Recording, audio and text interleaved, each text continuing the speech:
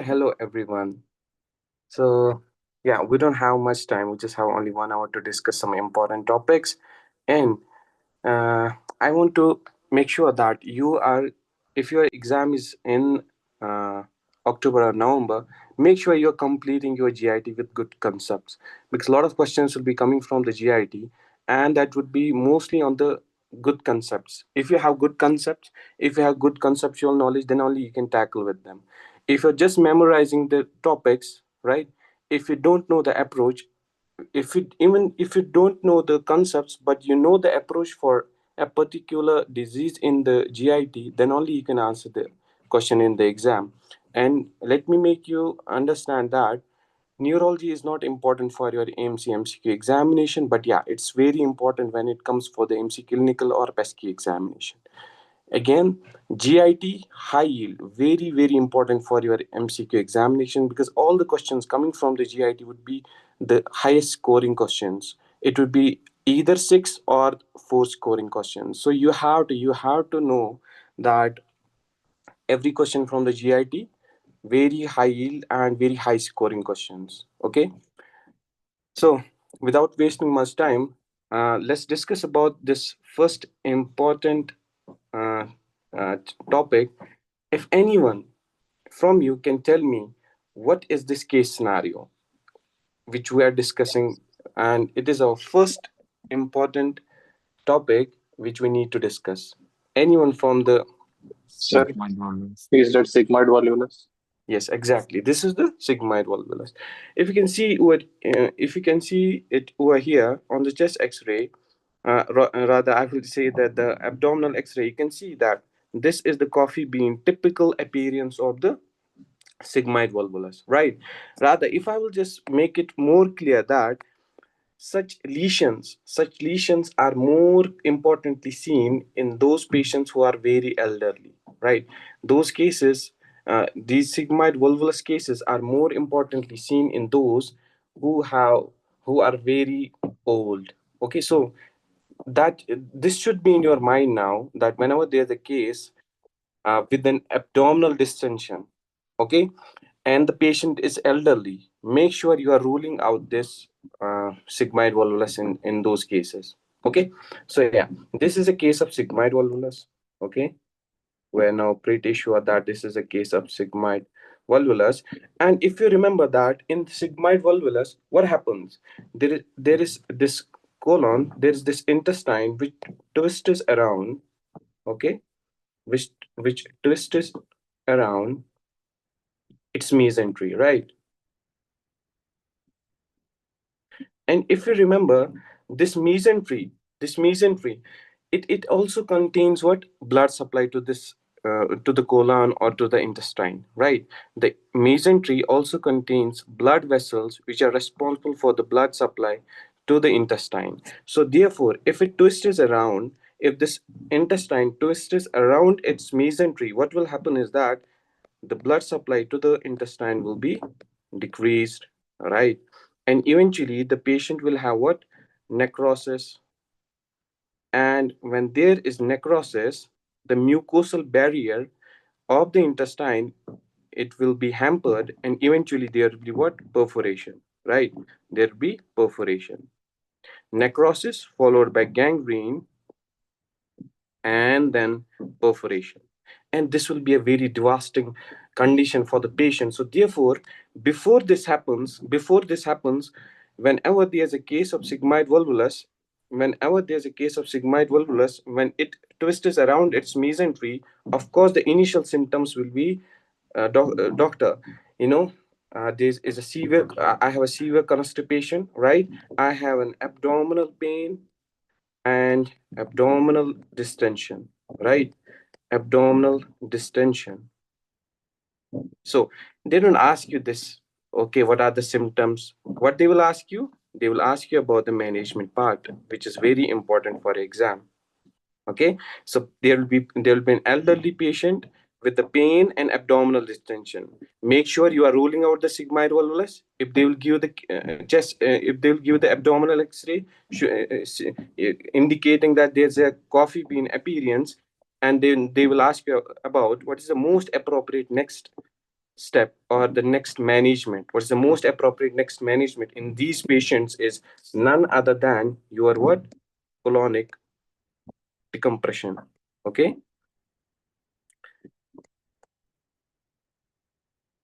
right? Or we say colonoscopic decompression, right? Or we can even go for the sigmoidoscopic decompression.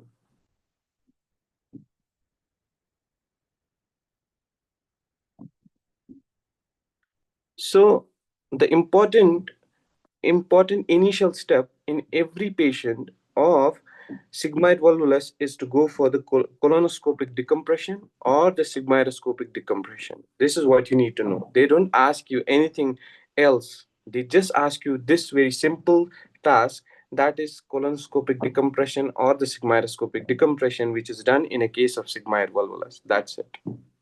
Okay. But Sir, I have a doubt. yes. Sir, will there be like either of the options or like both in the given options? And will they mention flexible or rigid sigmoidoscope? Yeah, that see that will depend on the type of for example, if there is a gangrene formation, right? If there is a gangrene formation, or there is, or I would say that whether there is ischemia or not.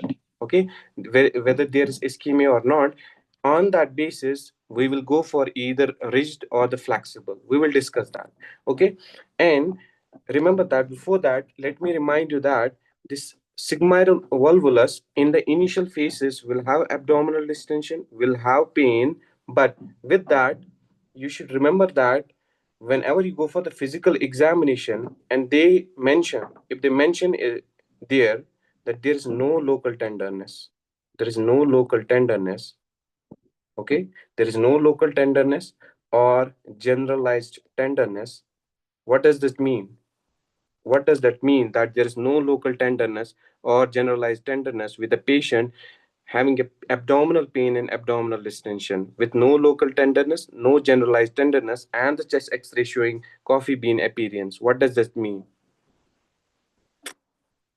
That means we are dealing with the initial case scenario of sigmoid volvulus, and at that time, you can go for this colonoscopic decompression or the sigmoidoscopic decompression. Other than that, if there is a patient who is having local or generalized tenderness of abdomen, you have to operate.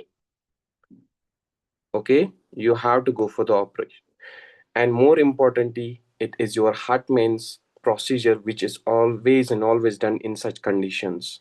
Okay, you go for the cecostomy, which is very, very important, or colostomy, important in such patients before there is like before the patient deteriorates or he dies, because a patient with a perforation, okay, a contaminated peritoneum with a, like that is peritonitis, that is a very severe condition, and the mortality rate is very high. Therefore you have to directly go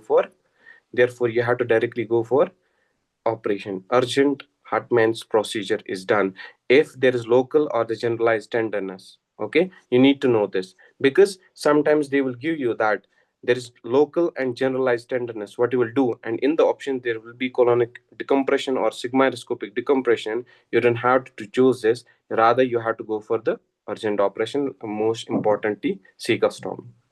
Okay, so once we are done with this, let's go and discuss about another important case scenario. Okay, another important case scenario, and that is child with bloody stools after viral gastroenteritis. If you have seen the recent trend of examination, they mostly involve the GIT portion in the child also. Okay, most of the questions in a pediatrics would come from the either bilous vomiting, non-bilous vomiting, or a uh, patient who is having bloody stools after viral gastroenteritis. So tell me, what could be the possibility if there is a patient that who is having, he's a child with bloody stools after viral gastroenteritis? And let me give a hint that age of the patient, age of the patient is 6 months to 3 years. The patient is coming with bloody stools after viral gastroenteritis. A patient's age is 6 months to 3 year old. Remember this age because this is very important. Okay, so there will be a case scenario: 6 month to 3 year old child coming to you with bloody stools, and in the history there would be like a previous history of gastroenteritis. What could be the possibility of this bloody stool now? Remember that this is none other than your intussusception. Okay, so what will be the most important triad? The patient will have abdominal pain. Okay, abdominal pain. Patient will come up with the, and you know now what is intussusception?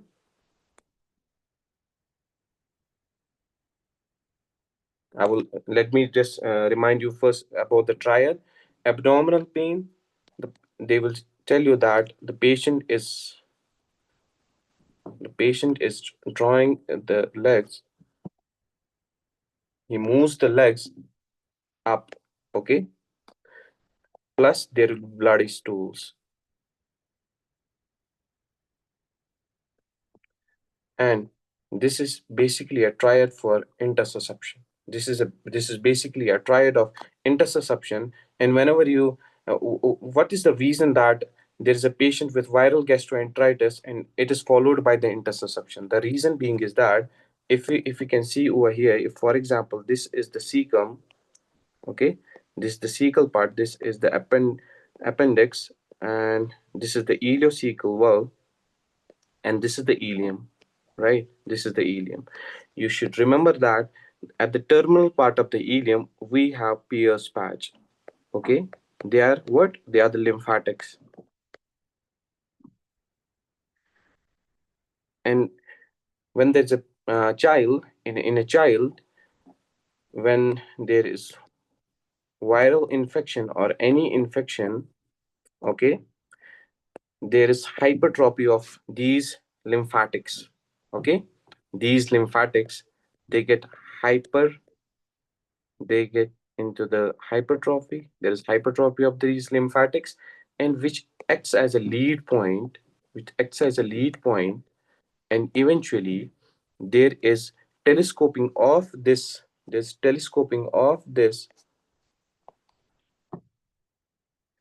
ileum, there's telescoping of this ileum into the cecum. Okay, there's telescoping of this ileum into the cecum. So this is just like this now. Okay, so this is what we called as intussusception. And more importantly, what you will see, abdominal pain drawing up his legs, and it comes with the recurrent jelly bloody stools.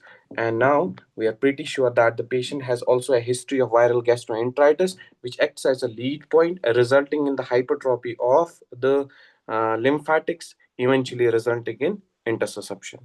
That is the telescoping of the ileum into the cecum. Okay, so once you are now pretty sure, okay, you are suspecting that this is a case of intussusception, then they will ask you about what is the most appropriate initial investigation.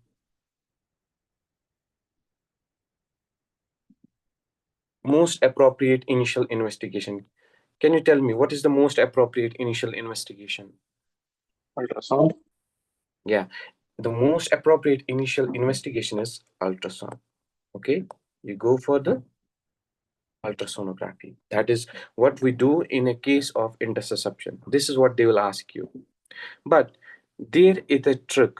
The trick is, what if the patient is having intestinal obstruction or there's a perforation? How can you signify that the patient is having perforation or intestinal obstruction? Of course, the patient will have abdominal distension, plus the patient will have generalized tenderness over the abdomen on physical examination. That means it is a case of perforation or it is a case of obstruction. In that case, you don't go for the ultrasonography, you go for the X-ray. So where do we go for the X-ray and where do we go for the ultrasonography? The picture is clear now. We go for the ultrasonography. It's a simple case of intersusception. But if the intersusception is so severe and it persisted, it's a chronic case of intersusception. We didn't mention this in these patients, and eventually the patient will have um, obstruction, plus the patient can have peritonitis or the perforation. Therefore, in those case scenarios we go for the X-ray, abdominal X-ray.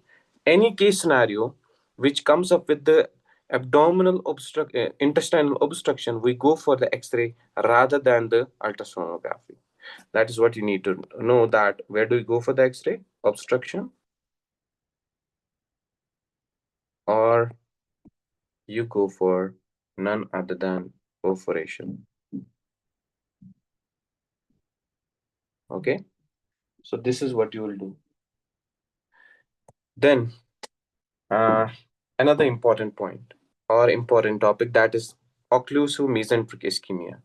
I have seen a lot of questions on this, and I want you to remember that this is what they will ask you. More importantly, if you need to know, about one topic in GIT, that is this occlusive mesenteric ischemia.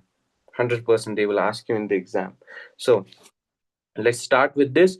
If you remember that in the mesenteric artery, okay, in the occlusive mesenteric ischemia, there could be two possibilities. Either this mesenteric ischemia is due to mesenteric artery embolus or embolism. It is mesenteric artery embolism, or it is a mesenteric artery thrombosis.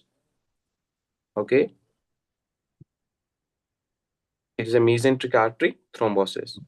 Okay, so if you are now very clear with this, that either it is a case of mesenteric artery embolism or mesenteric artery thrombosis which resulted in the mesenteric artery ischemia.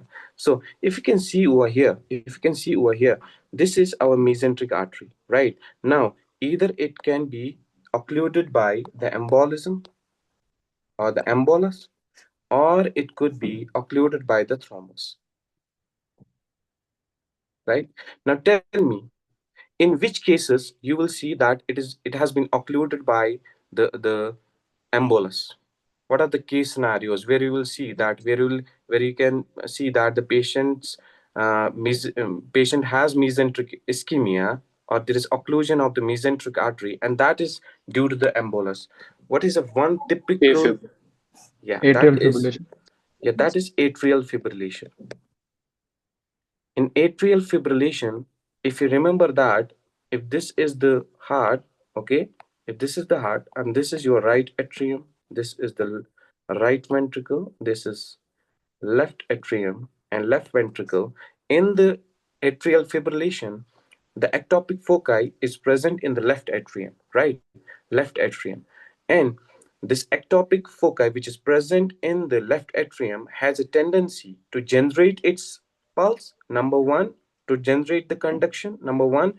And number two is that due to this fibrillation, there is high chance that the patient will result in the formation of clot. Okay, clot. Now this clot, if there is now this formation of clot, okay, this will now go into the left ventricle. From the left ventricle, it will go into the aorta, right?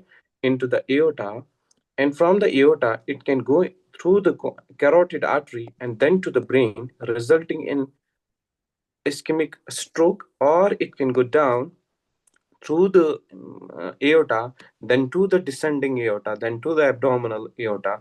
Eventually, it will go into the mesenteric artery, and this is what we called as mesenteric artery embolism. And now the patient will have what?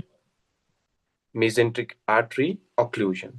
Now, what will be the symptom in these patients who have mesenteric artery embolism or mesenteric artery thrombosis? Thrombosis is very clear that the patient is having any atherosclerosis, right? Atherosclerosis and on, which resulted in the thrombosis. That's very clear. But more importantly, AFib is it is related with the mesenteric artery embolism. This is what you have to remember. Now, if you are very clear with this, now let's discuss with the symptoms. Let's discuss with the symptoms. Before that, mesenteric artery, one clue which they will give you in the exam is that this is also called as bowel angina. Okay, this is also called as bowel angina, and it is mostly seen in patients um, coming up with postprandial pain. Okay, already there is atherosclerosis which is occluding the mesenteric artery, and whenever they go for the meal, or they go for the breakfast or dinner or something else, the blood supply through this artery is decreased because the demand is high in the intestine. Okay, or the intestine needs a large amount of blood at that time, whenever there is intestinal motility, because the patient is eating and they need to digest it, they need to move this food forward. So therefore the demand of the blood supply is high, right? So therefore, when there is already an occlusion due to the atherosclerosis in mesenteric artery thrombosis, after eating something, the demand in the intestine increases, but there is already an occlusion. Therefore, the patient will have a severe pain after eating something, that is postprandial pain. And it usually starts 10 to 15 minutes after taking food. Okay, 10 to 15 minutes after taking food. But you should remember that the sign symptoms in both the cases would be same. How? See, the patient will have abdominal pain, right? The patient will have abdominal pain, but remember that in mesenteric artery embolism, because it is due to atrial fibrillation, we don't know when this embolus will form. Therefore, it will be a sudden onset. Okay, sudden onset. But in case of mesenteric artery thrombosis, it's more commonly seen postprandial. It is not sudden. Okay, it takes nearly around 10 to 15 minutes. Okay, now there is sudden onset of abdominal pain, but in case of mesenteric artery thrombosis, it takes little bit time. Once we are done with this, if we don't treat this patient, okay, if we don't treat this patient, more importantly, we don't do, because such patients have acute and sudden onset of pain.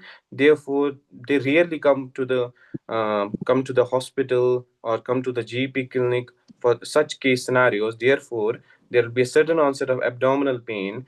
What is the investigation of choice which you have to do in order to confirm that this is a case of mesenteric artery embolism? It is none other than your CT angio. Okay, CT angio. But remember that if the patient is stable, go for the CT angio. Both the cases. Okay, here also investigation of choice, CT angio. In case of mesenteric artery embolism, okay, there would be a history of atrial fibrillation.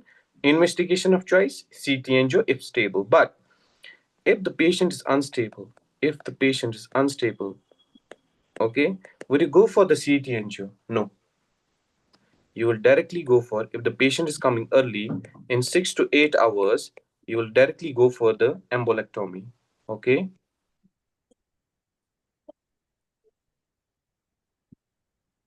But if the patient is coming late, that means there is gangrene formation. After 8 hours, you have to go for the resection. Okay, the dirty part of the intestine is to be removed. Okay, is to be removed. That is how you will approach a case of mesenteric artery embolism. So most importantly, pain occurs sudden onset of pain, but in case of mesenteric artery thrombosis it will take a little bit of time. So there will be nausea, vomiting also, and even there will be some symptoms of sign symptoms of sepsis later on if you don't treat them, because there is formation of gangrene. Even this can result in what? Perforation or peritonitis. Therefore, early treatment is very important. So therefore, embolectomy very important for such patients. Those patients who are stable, those patients who are stable, you have to go for the CT angio in order to confirm. Once you confirm, you go for the embolectomy. But if the patient's already unstable, You directly go for the embolectomy if the patient is coming early. If he is coming later, after 8 hours, go for the resection. You don't have to wait for anything. Go for the resection. Now, I have seen one question. I have seen one question from it, and that is, do they have bloody diarrhea? Okay, Yes, sir. they have. Yes, exactly, they have. But that is in the later stages. Okay, later stages. I will tell you when do you like what is the trick, why they are frequently asking this very question, that the patient is having bloody diarrhea and bloody diarrhea with occlusion, or these features of mesenteric artery occlusion. See, so it is bloody diarrhea seen, but in the later stages. One another important point is that they won't mention about the investigations. They will direct the CT angio radiological investigation. They will directly ask you about a patient who is having all the signs symptoms of mesenteric artery occlusion. Now you, from whatever we have discussed, okay, now you're pretty sure that the patient is having mesenteric artery occlusion. And in the options you would be, you would be assuming, okay, one of the options would be go for the CT angio, or depending on the time period, whether we go for the embolectomy or the resection. Okay, this what will happen is that in the options there won't be any option for the CT angio or rest of the options given, like the embolectomy or the resection. What they will give you is that serum lactate. Okay, serum lactate, and this would be the answer. In the mesenteric artery occlusion, there is serum lactate elevation. Okay, there is rise in serum lactate. Okay, there is rise in serum lactate. Clear? If they will ask you about one marker in the mesenteric artery occlusion, what would be that? Serum lactate, followed by, which is more specific, it is specific, followed by, sometimes they won't give you the serum lactate even, then you have to go for LDH, lactate dehydrogenase. Clear? Now you can clear, now you're pretty clear about how this mesenteric artery occlusion or mesenteric occlusion comes up. Either it is a case of mesenteric artery embolism or mesenteric artery thrombosis. Mesenteric artery thrombosis, bowel angina, post-parenteral, starts after 10 to 15 minutes of meal. Investigation of choice, CT angio. Mesenteric artery embolism, look at the history of atrial fibrillation or funny racing of the heart. What is the reason? Because there is an ischemic clot tendency, formation of clot tendency in the this atrial fibrillation, which can eventually form the embolus and go into the mesenteric artery, resulting in the occlusion. That's what we call as mesenteric artery embolism. That the pain will be sudden, onset of pain would be over there. The patient can have later on bloody diarrhea, even nausea, vomiting, signs symptoms of sepsis, even the peritonitis could be there. Investigation of CT angio if the patient is stable. If the patient is unstable and coming up in 6 to 8 hours, go for the embolectomy. If it's later on, think about the gangrene formation, go for the resection. Okay, go for the resection. If they will directly give you a case scenario where there is diffuse abdominal pain, there is diffuse abdominal pain, okay, there is diffuse abdominal pain, which is uh, a rapid onset. There was a rapid onset. Okay, there was a rapid onset of this diffuse abdominal pain, and it has been nearly around 12 hours after this pain. Okay, there is a diffuse abdominal pain. It is worsening and is rapid onset. The patient has a history of atrial fibrillation, and it has been 12 hours from the onset of pain. Can you see it over here? It takes only 6 to 8 hours for the formation of what? Gangrene. After that, there is formation of gangrene. So he has already he has already he has already crossed this 8 hour limit. So we cannot go for the CT angio, we cannot go for the embolectomy because he's coming off after 12 hours. Therefore, we have to go for the laparotomy, right? This is what they asked. So all the different case scenarios which they have asked in the exam, this is what they have already asked, and this is what you need to know. Okay, let's go and see. This is mesenteric ischemia. When does mesenteric ischemia happen? That is after 8 hours. Okay, after 8 hours. So make sure that you are going to go for the laparotomy in these cases. In these cases, you make sure you are going to go for the laparotomy.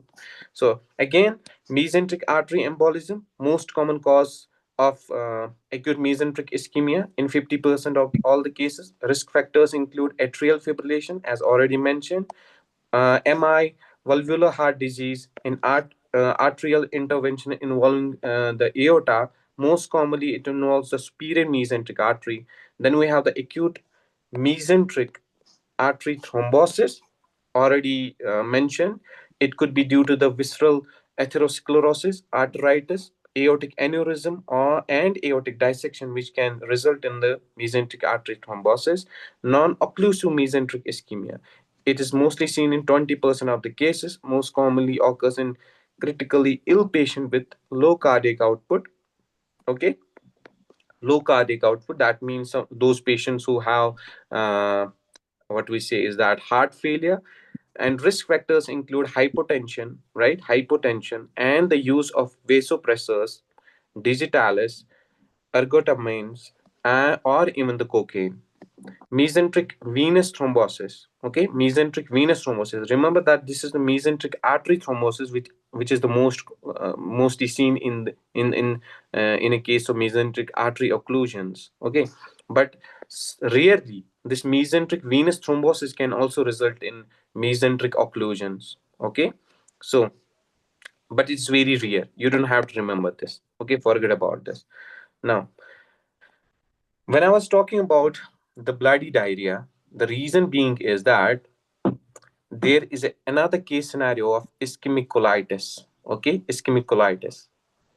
The thing is that the patients who have ischemic colitis, they come as same as those who have mesenteric artery occlusion. But the difference is that either it is involving the Griff point or the Surex point, which are the watershed areas of the colon. But that's not the only difference. This is the anatomical MCQ which they can ask in your exam. But as we know that this is a clinical exam, the all the subjects are like clinical based. Therefore, they will ask you the question which is clinical, which is basically a clinical scenario. So what would be the question? The only difference between the mesenteric artery occlusion and the ischemic colitis is that these patients who have ischemic colitis, they will come up with abdominal pain. They'll come up with the abdominal pain, plus the patient will have bloody diarrhea. It is not in the later stages.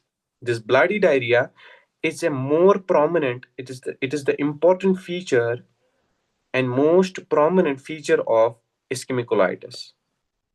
Okay, bloody diarrhea or bloody stools.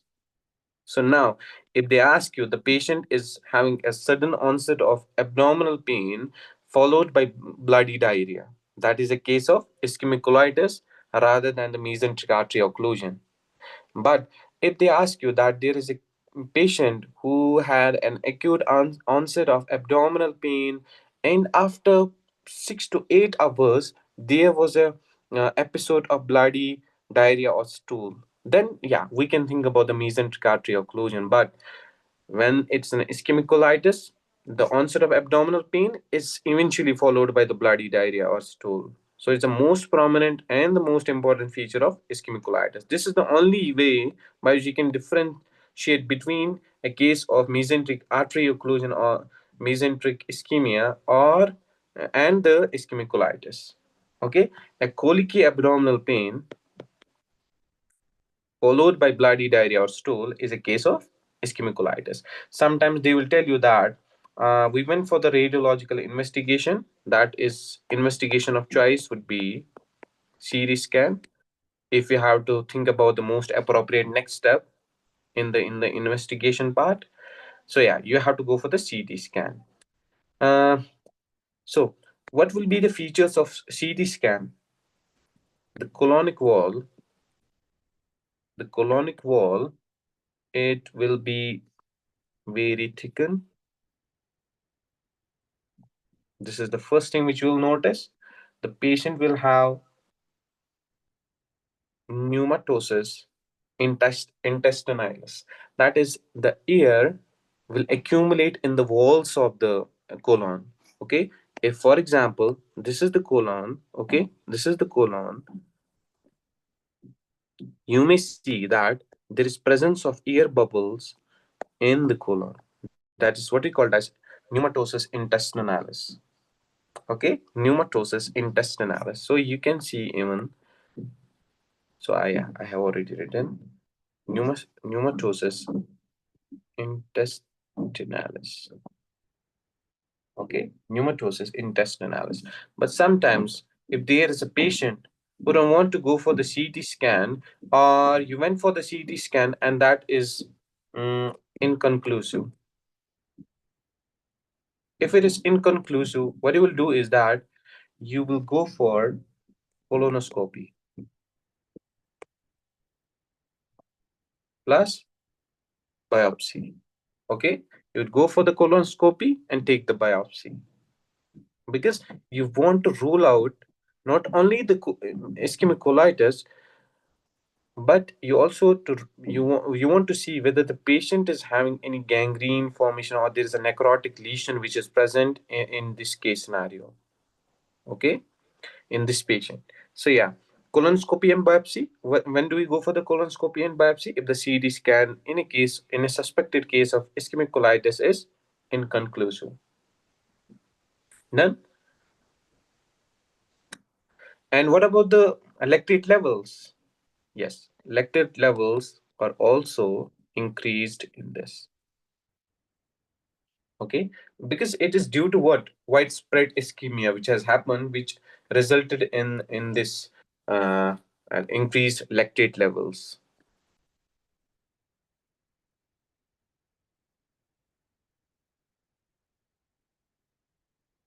Then now tell me, what is this? Eczema gangrenosum. Sorry, so you were right, yeah. Eczema gangrenosum.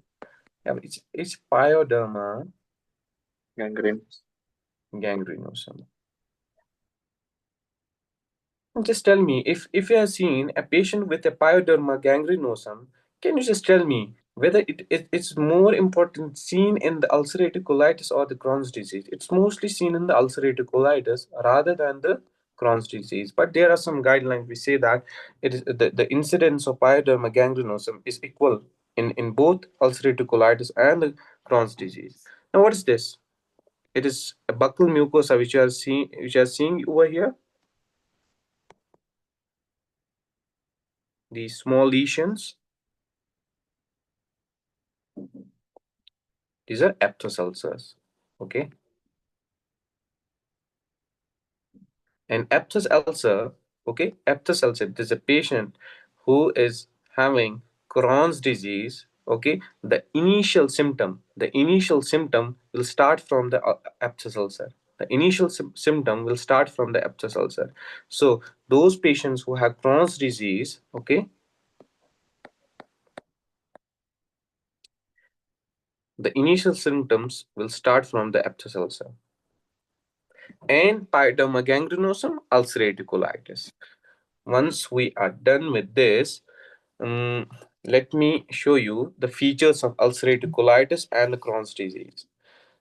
Ulcerative colitis and the Crohn's disease. See, these are the features.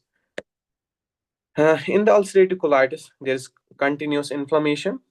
In the Crohn's disease, there is depletion. We all know this. In the histological part, you will see crypt abscess in the ulcerative colitis, but the transmural inflammation is mostly seen in the Crohn's disease. Non-caseating granuloma, very important. Okay, non-caseating granuloma is what we see in the Crohn's disease and not in the ulcerative colitis. Inflammation is confined to the submucosa, but no, in the Crohn's disease there is a transmural inflammation. That means the inflammation is throughout the gut wall. The colonoscopy will show you the friable mucosa, deep ulceration, okay, deep ulcerations and loss of hostra. In the Crohn's disease, there's a creeping fat, thickened cobblestone mucosa. Please remember this, okay? Hello kitty वाला मैं कह रही थी पहले मेरे बंदे को कहीं देख रहा था हाँ, हाँ। मैं तो आते ही पहचान लिया था Can you मैंने कहा मैंने इसे कहीं देखा है। मैं नहीं पहचान सकती please meet your मुझे तो बिल्कुल mic? नहीं आपने एक्स्ट्रा शॉट डलवाई Sorry for that. Okay, we'll go back and see that thickened cobblestone mucosa. Please remember this. Okay, they will give you you can go into the Google and search for this cobblestone appearance. Okay, this cobblestone appearance just looks like this. Okay, if this is the gut wall, okay, if this is the gut wall, there'll be a dirty shape like just like this. This is what a, a cobblestone appearance or cobblestone mucosa will look like. A thickened cobblestone mucosa. Okay, now this is very very important. If you don't want to remember anything between the ulcerative colitis and the Crohn's disease, and you want to learn about only single point, that is then bloody diarrhea, and in the Crohn's disease there's a watery diarrhea, but it can be bloody. But most importantly, they will not tell you that okay, in the Crohn's disease there is bloody diarrhea also. But yeah, it is rarely seen. So what is rare is not asked in your exam. What's more common is asked in an exam, because you are giving this very exam as an intern level. Okay, you are just an intern, and you don't have to remember okay, this also can result in the bloody diarrhea. But yeah, once they will give you a case scenario where there's a patient who is having who is having a suspected case of inflammatory bowel syndrome, and they will tell you that the patient is having severe episodes of bloody diarrhea, okay, 3 to 4 episodes of bloody diarrhea. At the time, you make sure that you go for the ulcerative colitis management, not the Crohn's disease management, because the Crohn's disease will have watery diarrhea. Okay, watery diarrhea. Then the hallmark for the Crohn's disease is fistula formation. Fistula formation is mostly seen in Crohn's disease.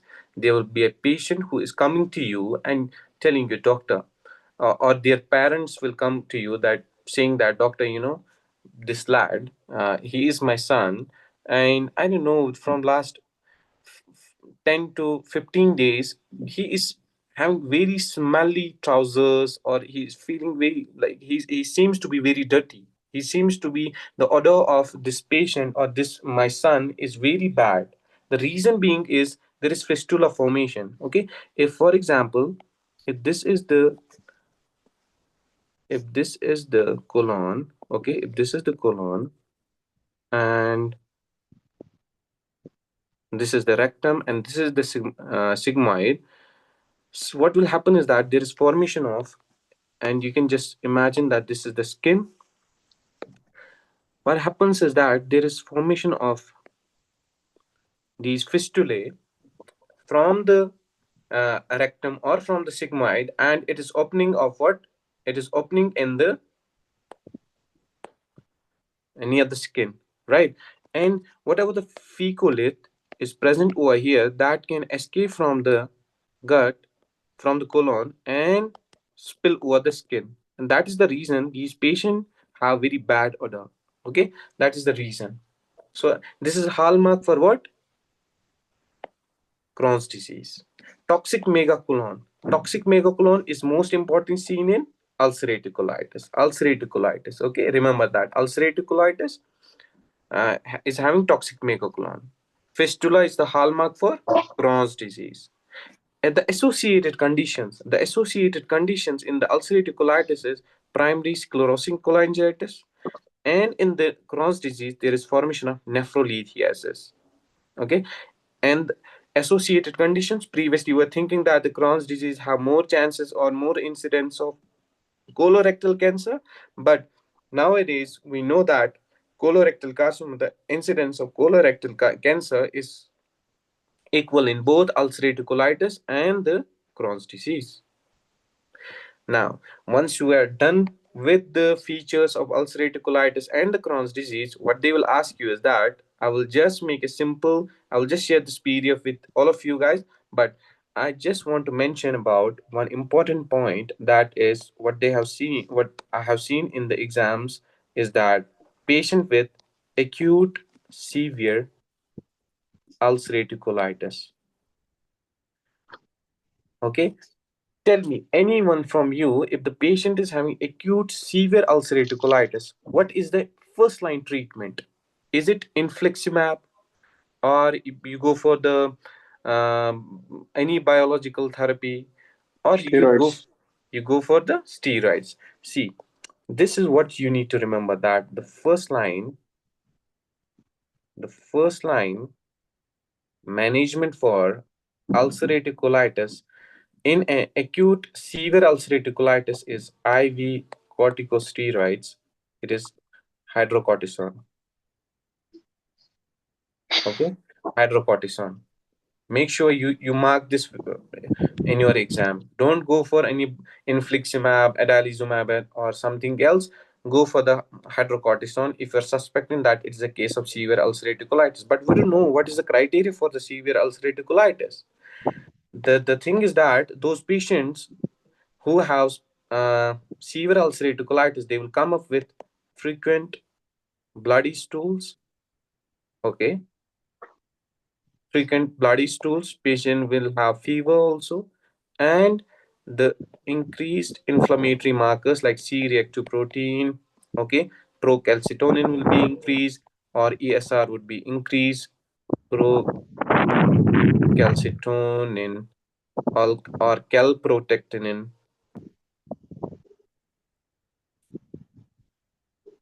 Okay, it would be increased. And for the severe ulcerative, this is what they will give you in the exam. But I want to add up one important point over here, is that we use a criteria of true love. Okay, true love and Will's criteria for the diagnosis of severe ulcerative colitis. And this is what you will use in your exam. You don't mark for the corticosteroids directly when there is a case scenario of ulcerative colitis. You need to see whether the patient is fulfilling the criteria of true love and Will's criteria for the severe ulcerative colitis. They say that if the patient has bloody stools, okay, which is more than 6 episodes, okay, then fever and increased inflammatory markers like C-reactive protein or ESR, and the patient has anemia that is less than 10.5, and the heart rate is also raised. And this is these are the points which are suggestive of severe ulcerative colitis. And what is the management? You go for corticosteroids, right? You go for the corticosteroids. But say, just imagine that if such case scenario comes in your exam, and they will tell you that he has already been given this corticosteroid IV hydrocortisone, but it failed. After 72 hours the patient has same episodes. What you will do? You'll go for the infliximab. Okay, so when do you go for the infliximab? If the patient is not responding to the first line treatment, that is the corticosteroids, then you will go for the infliximab after 72 hours. What if it fails? What if it again fails? What you will do then? You will go for surgery. You don't have any option rather than the surgery, that's colectomy. Okay, that is the only option left in these patients. Now you have to go for what? Colectomy. That's it. So are you clear with this true love and with Will's criteria now? It's not a Will's, it's Witt's criteria. Okay. Okay. Now let's discuss about a patient with a history of appendectomy, and he is now complaining of mucus stained soft stool. What do you think? What do you think about this case scenario? The patient is having what? The patient is having the patient is having a history of appendectomy. The patient had a recent appendicitis case, and he has undergone for the appendectomy, and now he is complaining of mucus stained soft stool. Plus the patient is on physical examination, the patient is feverish or febrile to touch. Okay, patient is sweaty with mucus stained soft stool. What do you think the patient has? What could be the possibility that the patient is coming up with a history of appendectomy, fever, and sweating? The important point is this one: mucus stained soft stools after appendectomy. This is one of the complication of appendectomy. What is the diagnosis? What is the possibility? What could be the reason of this? The reason is none other than pelvic abscess. Okay, pelvic abscess, none other than pelvic abscess. Please remember this. Okay, the reason is pelvic abscess. This is one of the complication of appendectomy, that the patient went for the appendectomy after the appendicitis. Now he is complaining of mucus stained soft stool with fever and sweating. Okay, now this is a case scenario of what? Pelvic abscess. This is a case scenario of pelvic abscess. And if you are suspecting that the patient's having pelvic abscess, then they will ask you about the diagnosis. How do you go for the diagnosis? It is none other than you go for the CT scan. Okay, CT scan is everywhere in the GIT. And what is the treatment? Anyone from you who can tell me about the treatment part of pelvic abscess, please? IV It is, antibiotics. yes, you go for the antibiotics. But do we look at the size of the pelvic abscess? Do you measure the size of the pelvic abscess in these patients?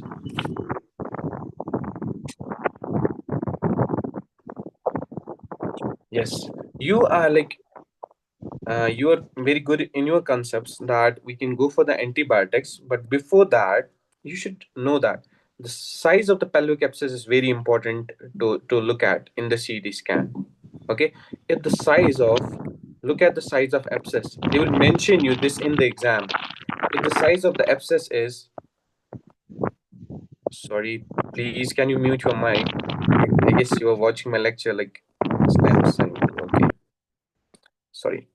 Okay, size of the abscess. You look at the size of the abscess, and if the size of the abscess is less than 5 centimeter, less than 5 centimeters, you will only go for the antibiotics.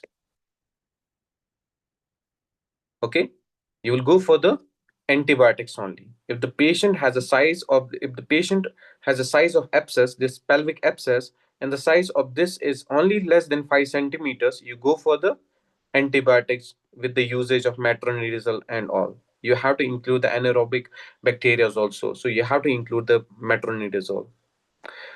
Imagine that the size of the abscess is more than 5 centimeters, okay, or equal to 5 centimeters. What do? You go for the IV antibiotics. You go for the IV antibiotics, plus you go for the percutaneous drainage.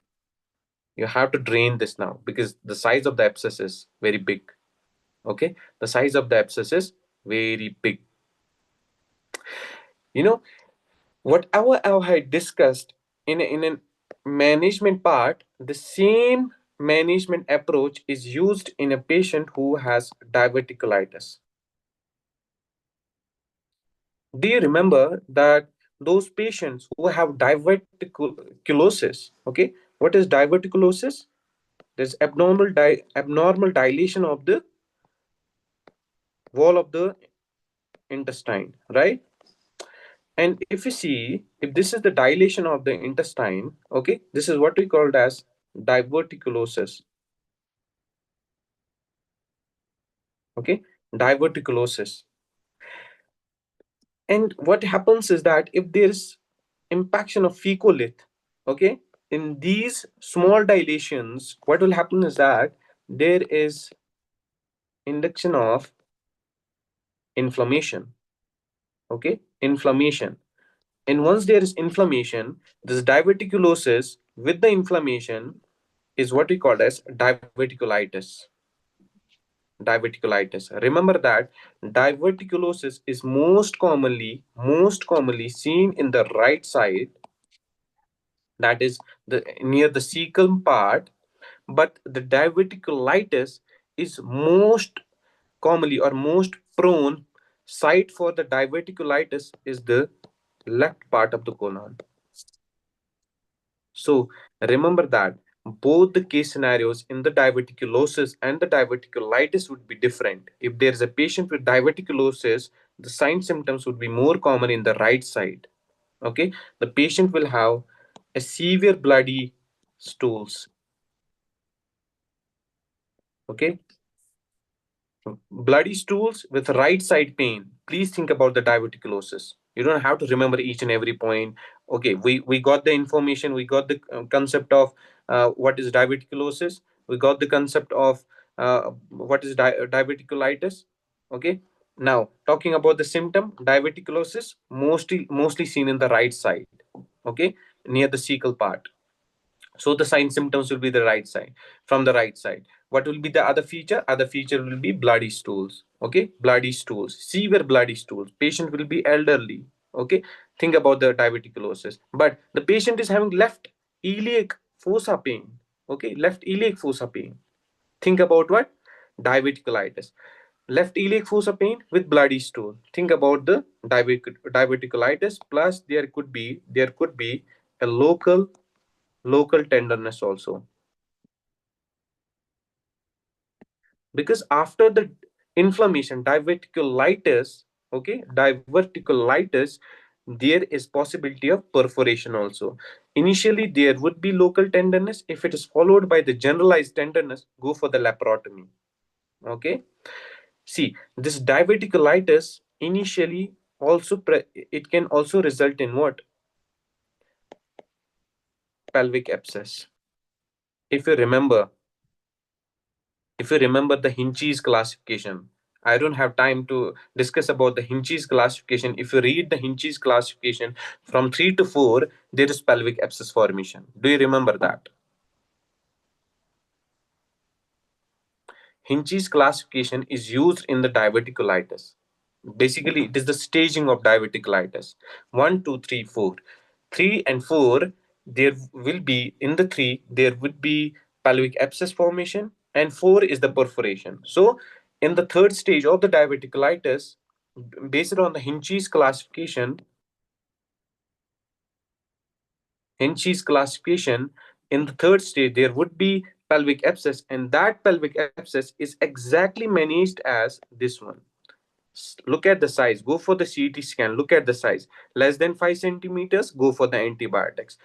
More than 5 centimeters, IV antibiotics plus percutaneous drainage. But if the patient has generalized purulent peritonitis or the generalized tenderness, go for the laparotomy. Go for the laparotomy plus Hartmann's procedure. This is the trick which you will use in your exam. Okay, clear with this? Pelvic abscess and all. Pelvic abscess, one of the complication of appendectomy. CT scan, look at the size, less than 5 centimeter, go for the antibiotics. More than 5 centimeters, go for the IV antibiotics plus percutaneous drainage. If the patient has generalized tenderness, generalized peritonitis, go for the laparotomy plus Hartmann's procedure. Pelvic abscess is also seen in the diverticulitis. Patient with diverticulitis have left iliac fossa, left side pain, left colon pain, left iliac fossa pain, plus there is bloody stools, local tenderness. Think about the diverticulitis. Go for the CT investigation, look at the size of the abscess, and based on the size of the abscess, you will either go for the antibiotics or you can go for the percutaneous drainage, IV antibiotics. Then diverticulosis. Diverticulosis simply means small dilation or dilation pouch in the intestine. If these dilations are not impacted with the stool, they are initially called as diverticulosis. Most common site, right part of the colon. Patient will have bloody stools. Okay, bloody stools, and investigation of choices again CT scan. And the right side pain very important. If impacted with the fecolith, converts into the there's inflammation, results in the diverticulitis, then eventually you'll use the Hinch's classification. If there is pelvic abscess and all, then you can treat the patient. This is how you'll approach a case scenario of patient with appendectomy followed by mucus stained stool. Now, this is your 2025. All the questions have been asked in the 2025, but yeah, this is the recent one, 2025 September part. Okay, this is the first day. On the first day of September, they have asked this very question: child with blast vomiting, and probably the age, I don't remember. Maybe it was 6 months or something like that, or mm, it was non-blast vomiting or the blast vomiting, something like that. Okay, let's talk about the blast vomiting. Okay, think about that. This is a patient who is infant and coming up with blast vomiting. What could be the possibility? Duodenal atresia. Sorry. Duodenal Duodenal or atresia. jejunal atresia. Yeah. See, Obstruction. yeah, it is basically your obstruction, right, at the level of jejunum. And more importantly, if there is an infant with with blast vomiting, and he is the patient is infant, think about only one condition, and that's malrotation. Okay, you're good in your concepts that when there is the obstruction at the level of the jejunum, there is possibility of blast vomiting. But yeah, important point in the infants is that they have this malrotation which results in blast vomiting. The only possibility of blast vomiting in a patient who is infant is malrotation. There's a malrotation with volvulus. That's it. A patient, let me make you clear with this. Any patient, any infant patient who is coming to you with blast vomiting is considered as malrotation with volvulus until proven otherwise. Now, what is the first step? What is the first step you will do, or the investigation you would do in these patients? It is none other than your abdominal x-ray. As I said, whenever you suspect that the patient is having intestinal obstruction, you go for what? Abdominal X-ray, and not the ultrasonography. So yeah, abdominal X-ray is the initial investigation. But if they ask you about the best or the gold standard investigation, it is upper GI. It is upper GI. It is upper GI. Upper GI contrast. It is upper GI contrast study. Okay, it is upper GI contrast study. This is which is used in a child with blast vomiting.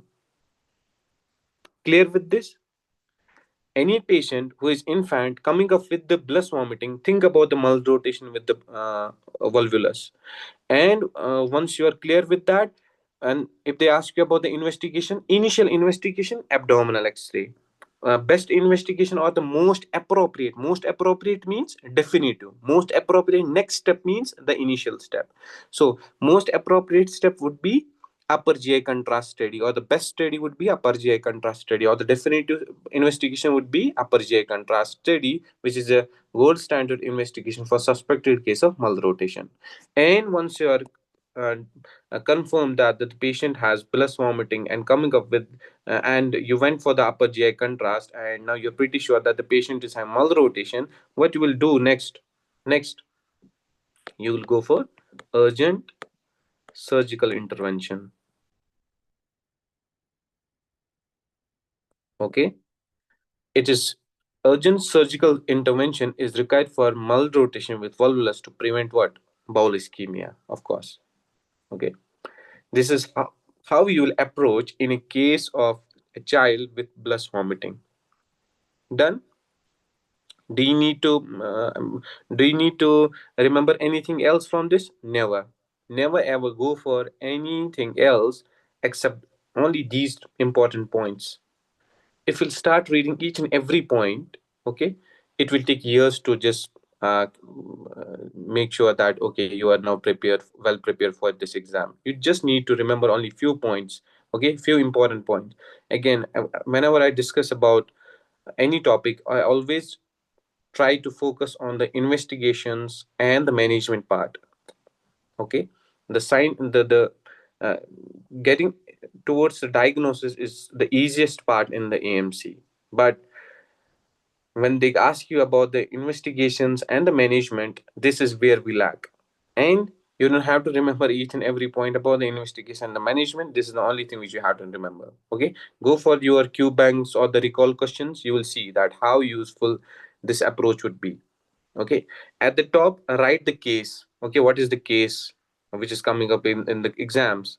Don't do the recalls like randomly, or you are checking, you are checking the answers, you are reading the questions and then checking the answer and that's it. No, just in, if you have PDF, just write it down at the top. Okay, this is a case of this plus vomiting. What are the possibilities? The possibilities is mull rotation until prone otherwise. What could be the other question which they may ask in the exam? Investigations. Initial X-ray. Most appropriate upper GI contrast study. Once you are done with that, go for the urgent surgical intervention. That's it. That's it. Okay. Saying that, I also want to mention about the non-blast vomiting. What could be the possibility of non-blast vomiting? Hypertrophic pyloric stenosis, sir. Yes, non-blast vomiting. And look for the history. There would be history of erythromycin usage of macrolides. Okay, because this erythromycin is what leads to hypertrophy of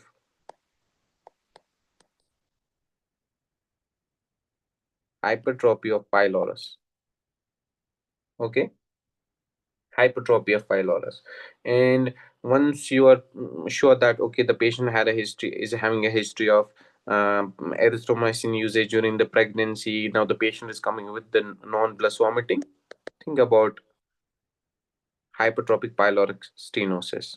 Okay, congenital hypertrophic pyloric stenosis, right? The patient will have non-blast vomiting.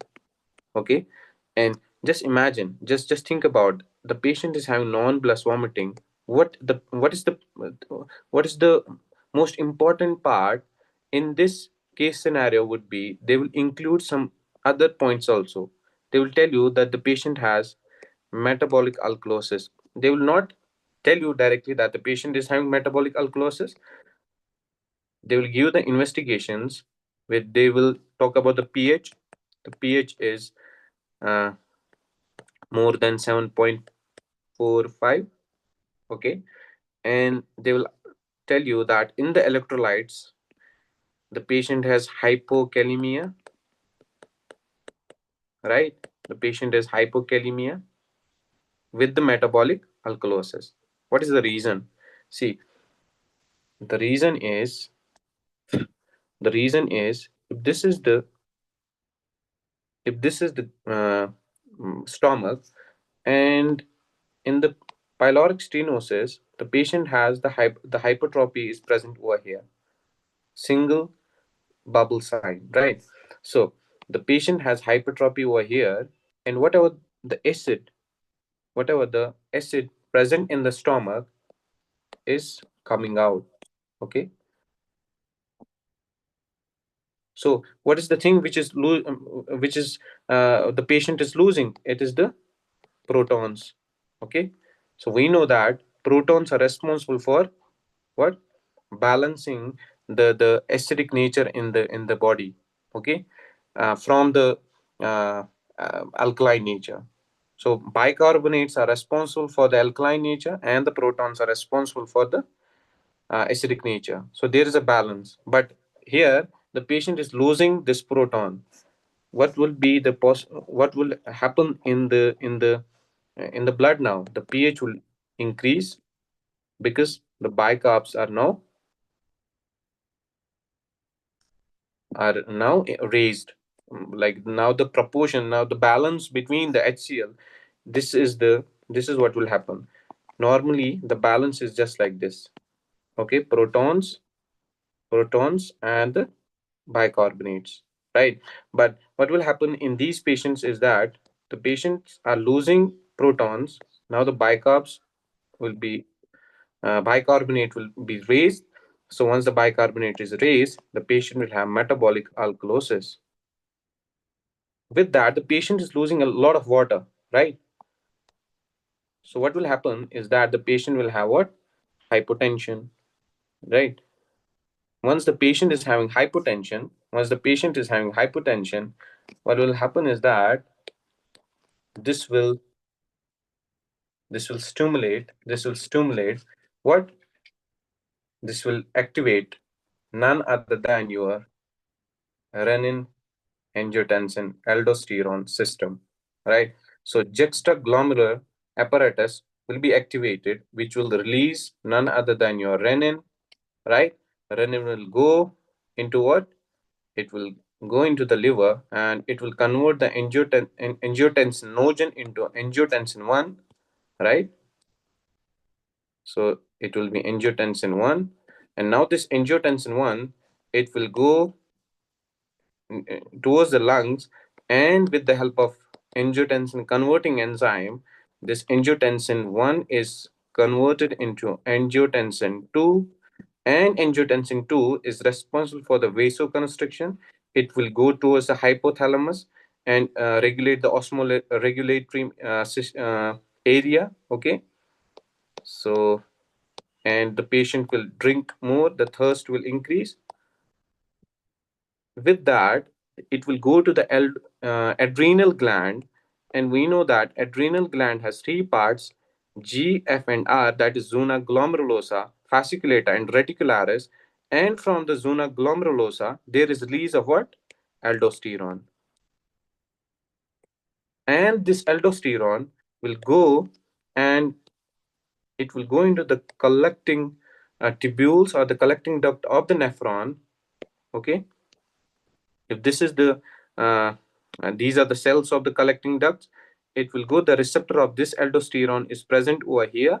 Okay, this is called as aldo receptor, and now this aldosterone will act on this, and it will activate a channel over here near the luminal surface, which will reabsorb all the sodium which is coming into this, and it will throw out two things: one is proton and another one is potassium.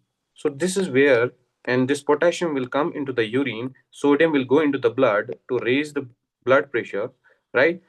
And the potassium will lose in the urine, proton will lose into the urine.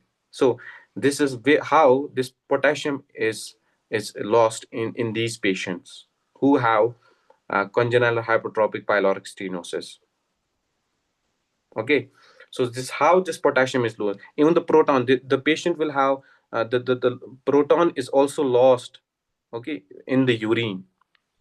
This is what we call as aciduria, right? Aciduria,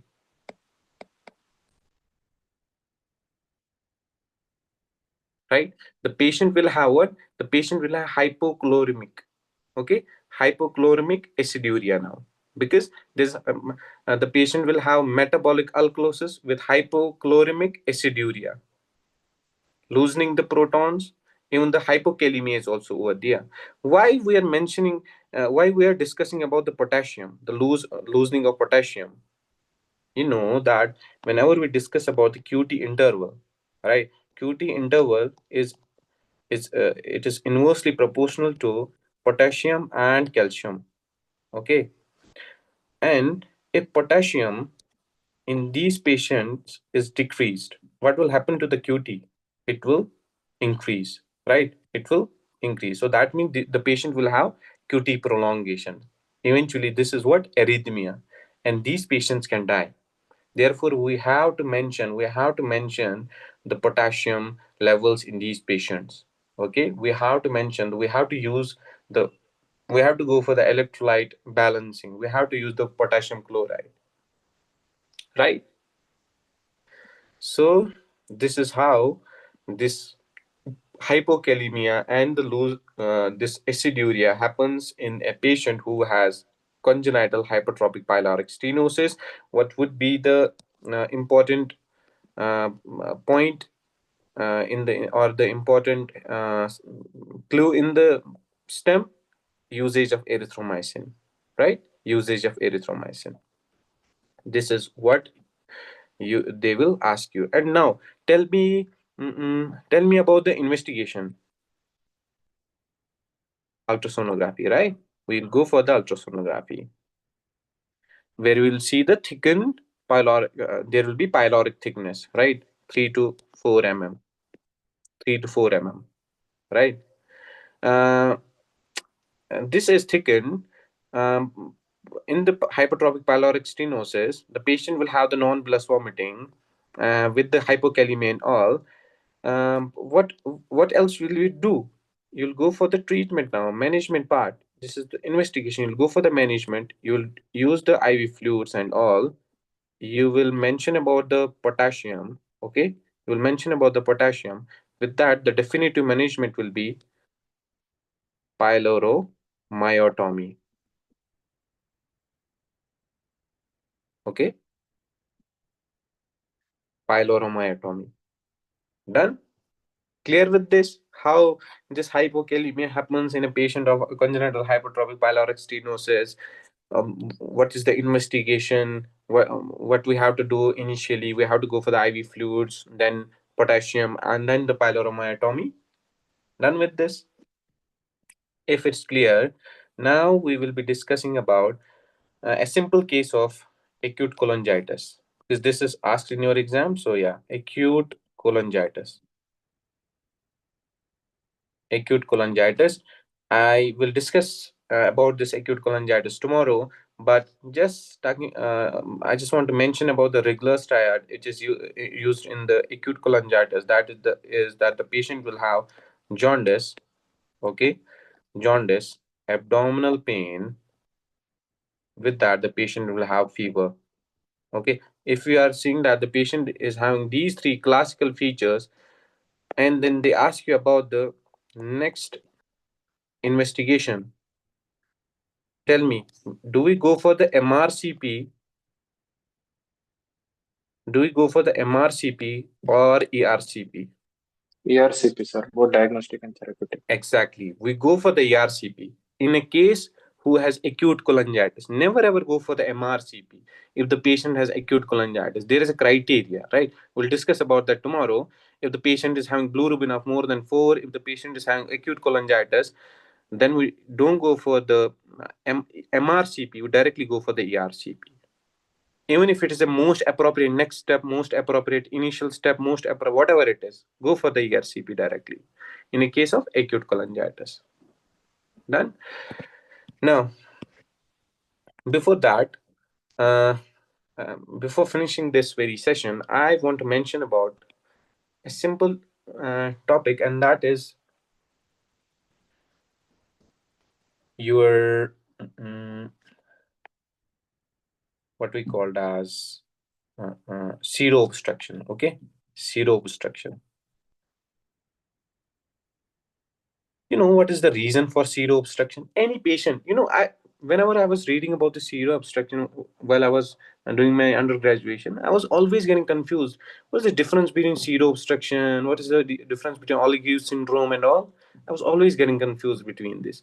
But later on, I got to know that Olgius syndrome is also an zero obstruction. And definition of zero obstruction, if you read from the Sabitson, they say that Olgius syndrome is sorry, the zero obstruction is any obstruction of the intestine which is non-mechanical. Okay, basically it's a functional obstruction. Any functional obstruction is a zero obstruction. Okay, if there is a mechanical obstruction, that is a case of non-zero obstruction. That could be either the due to the adhesions, which is the most common cause of obstruction. It can be sigmoid volvulus. It can be due to the HB small bowel obstruction, or whatever it is. But the zero obstruction, any patient who has non-mechanical or functional obstruction is what we called as zero obstruction. And what they will ask you about is next step or the next investigation. You know what is the reason? It is mostly seen in those patients who are critically ill, who have recently undergone for a major surgery. Okay, if if we have ruled out that the patient after the surgery, because the most common reason for the obstruction, intestinal obstruction after the surgery, could even be the adhesions, right? Adhesion, formation of the adhesion, which is a mechanical obstruction, but it can be pseudo obstruction also. Once you have ruled out that, the, what is the reason of zero obstruction? Reason. What is the reason? Electrolyte imbalance, sir. See, electrolyte imbalance. Yeah, it could be one of the possibility. Like there is hypokalemia, which can there is most common electrolyte imbalance is the hypokalemia, which can result in the zero obstruction. But the important point is that whenever there's a patient who has undergone for a surgery, what is surgery? Surgery is itself a stress, right? If you remember the first chapter of surgery, whenever we went for the Bayesian law, and we have already always studied about the stress factors, what are the stress factors in a patient, and one of them was surgeries. Surgery is itself a stress factor for the patient. And whenever there is a stress, if there is a stress between the sympathetic nervous system and the parasympathetic nervous system, which one will be activated in a stress patient? Yes, Sympathetic. sympathetic nervous system, exactly. So see, this is a simple case. Oh my god. Okay, sympathetic nervous system. So in a sympathetic, so for the bowel motility, what do we need? Parasympathetic or the sympathetic nervous system? For the bowel motility, for the intestinal Parasympathetic, sir. yes, we use parasympathetic motility. But in case of pseudo, in a patient who has recently undergone for the surgery, now he's having stress, therefore the sympathetic nervous system is highly activated, right? So therefore, would, would there be any intestinal motility? The answer is no. Okay, intestinal motility, no intestinal motility. And this is what we called as pseudo obstruction. That means this is due to the stress. This is due to the stress which resulted in what? Pseudo obstruction. And the next step is go for the x-ray. Go for the x-ray. And then once you are pretty sure that the patient has obstruction, there are dilated bowels. Okay, dilated bowels like more than 10 centimeters. Okay, then you go for what? You go for colonoscopic decompression. Okay, colonoscopic decompression. Now there was a recent study, or I have also noted down in the BMJ that they write if the patient cannot go for the colonoscopic decompression, we can even use one drug. And what could be the drug which we can use in a patient of zero obstruction? CCB. Calcium channel blockers. It would. Cholinergic drugs, sir. Yes. Neostigmine? Yes, exactly. It is the neostigmine, right? Yes. Because we want to use, right? We want cholinergic drugs. We want to increase the motility. It results in the activation of the what? It's parasympathetic nervous system, muscarinic receptors, right? And once the muscarinic receptors are activated, there is motility of the gut, right? So it is basically the activation of the parasympathetic nervous system, which is done pharmacologically.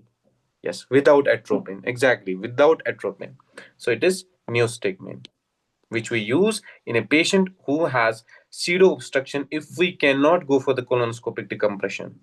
If we cannot go for the colonoscopic decompression, because here the main reason was increased sympathetic nervous system. Therefore, we pharmacologically want to increase the parasympathetic nervous system that is run by the neostigmine. Now, think about there's a patient who has used opioids?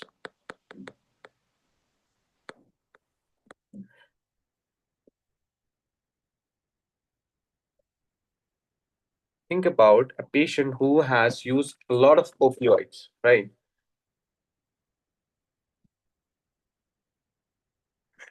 If the patient has taken opioids, okay, in the history they have given that the patient has taken opioids, and now you are seeing a patient who has abdominal dilation on the uh, abdominal X-ray.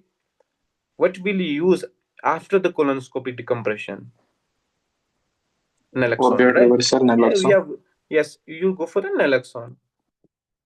This is how you treat a patient of pseudo obstruction. Remember that Olivia syndrome. Olivia syndrome is a case of pseudo obstruction, right? Case of pseudo obstruction seen in elderly bedridden patients, like or who are taking medications for the Parkinson disease or the Alzheimer's disease. So basically, there is a risk factor in them which could result in the pseudo obstruction. Eventually, you need to go for the X-ray followed by colonoscopic decompression, and then you need to mention the cause of the pseudo obstruction. For that reason, you can go for the neostigmine. If the patient has been taking opioids, like for the chronic back pain, okay, go for the naloxone. Go for the naloxone. Uh, mm, if you are done with this, uh, uh, uh, uh, mm, Charcot Strian, I dropped some Charcot Strian. See, I have seen one question. It's in your eMedicine. I've seen one question. Basically, when I was preparing for my examination, I never used eMedicine because it was not at that time available, and it recently got a very popular after April. I have seen one question over there that they mentioned that in a patient who has acute cholangitis, and you mentioned about the Charcot stride and all. Um, they mentioned that even if the patient has acute cholangitis and you had not went for ultrasonography, that is ultrasonography, before you go for the ARCP, go for the ultrasonography. And logically, it is true, because the fever, jaundice, and abdominal pain without rolling out the cholelithiasis, that means the inflammation or the acute cholecystitis, that means the inflammation of the gallbladder. You cannot go for the ERCP directly. You have to look at the gallbladder also. You need to see that, okay, maybe the stones are present over there or not. So yeah, any patient who has not undergone for ultrasonography, and even if he presents with the Charcot, that is the jaundice, abdominal pain, and fever, you will go for the ultrasonography if he has not gone for the ultrasonography initially. Done. Then you will go for the ERCP. But most of the times they will mention that he went for the ultrasonography and it was clear that the patient has cholelithiasis. Now he's coming up with jaundice, abdominal pain, and fever. What is the most appropriate next step? ERCP. Usage of MRCP is not there in the acute cholangitis. This is what I wanted to mention. Last point. Okay, before you go, I just want to mention about hemorrhoids. See, I have already mentioned about the hemorrhoids in my lectures, and that's freely available in my uh, group. You can watch that, or you can ask me for the link. I can send you that hemorrhoids lecture link, and you can watch that. I want to mention one point in the hemorrhoids over here. And I have seen a lot of you are sending me a same case scenario based on the hemorrhoids and telling me, doctor, the patient has hemorrhoids. Why do we go for the colonoscopy? The reason being is that there is a concept of hemorrhoids with red flags. Okay? Hemorrhoids with red flags.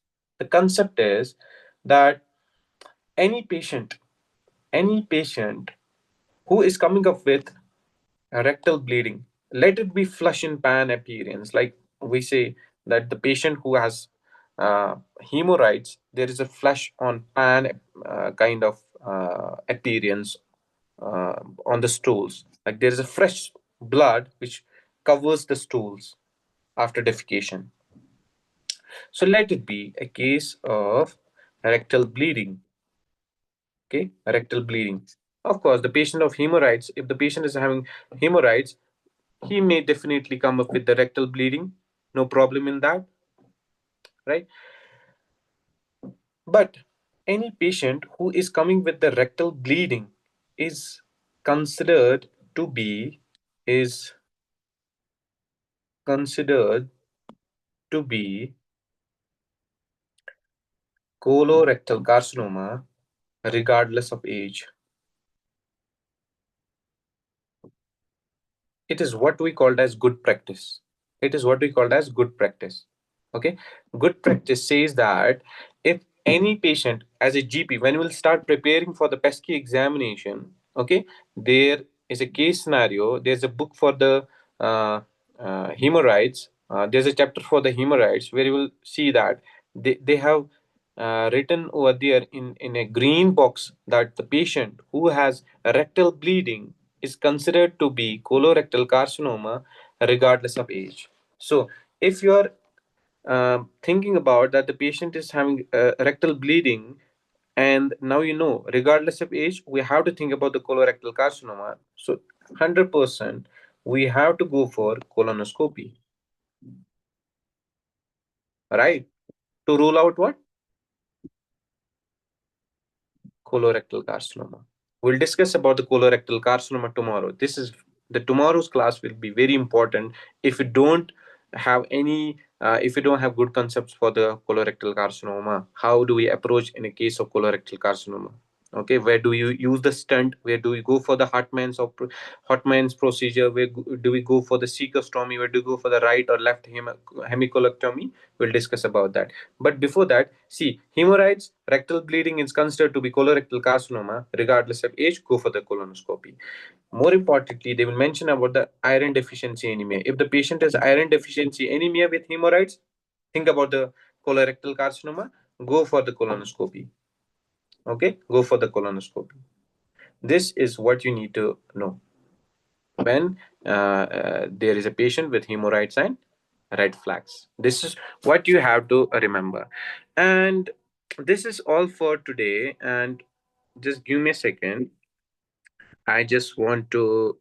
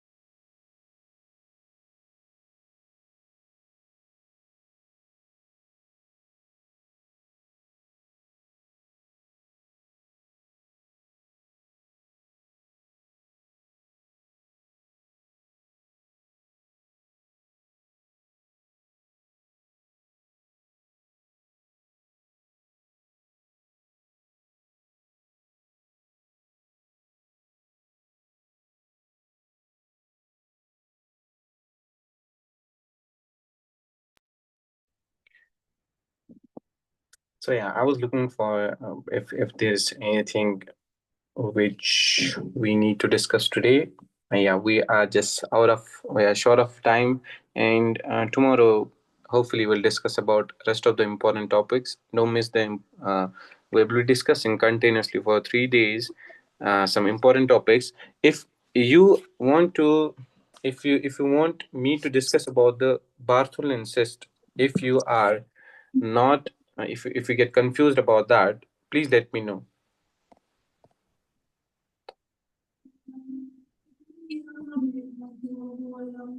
And yeah, if there is Uh, Bartholin cyst, if you want to me to discuss about that, I will add up in tomorrow's discussion. Okay. Yes, sir. Please discuss that topic also. Doctor, can you add one more thing also, like GI bleed? Little bit GI bleed. confused. Okay, no problem. Yeah, that's already in my, yeah, that's already, I know GI bleed is very important for your exam. Whether the patients have lower GI bleeding or upper GI bleeding, when to go for the CT angio, when to go for the Yeah, capsule that is. endoscopy. That's what you need to remember. Yeah, that's in my topics already. Don't worry about that. I know GI system is one of the only topics which seems to be very confusing, right? Yeah, So don't worry about that. I have that's already in my important topics, and I will definitely uh, mention that tomorrow. okay. So yeah, thank you so much for joining this session. Hopefully, this will add up in your knowledge.